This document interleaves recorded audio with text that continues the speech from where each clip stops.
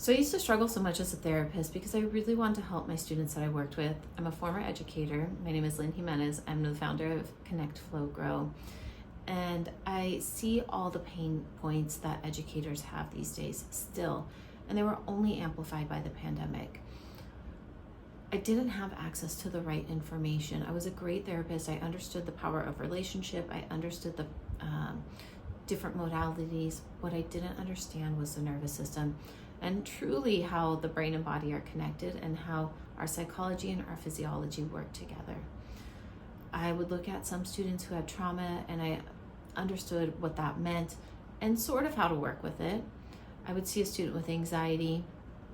That felt like a completely different response. And then I would have a student with depression. That felt like a completely different response.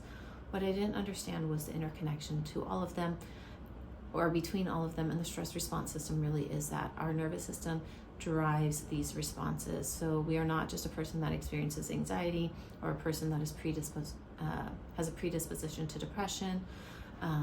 We are a person who has experiences, and depending on how many experiences we've had, the intensity of these experiences, and what resources we have to neutralize the negative impact it has on us, that produces a response. So that leads us into the land of anxiety, a mobilized response that's it's functional. It's designed to move us either away from threat or to defend ourselves. It's a fight or flight response.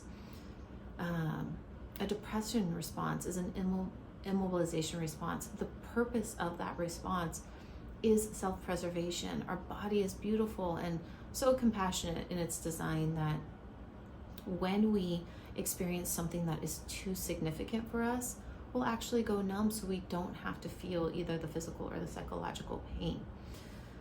The problem is those states are not optimal, right? And so we need the tools to move out of them. And so understanding how to repair the nervous system and teach the nervous system to be safe is equally important. Movement is always going to be your best friend. Relationship works too, but we have to be regulated in order to sit in relationship with other people. We have to have safe relational experiences.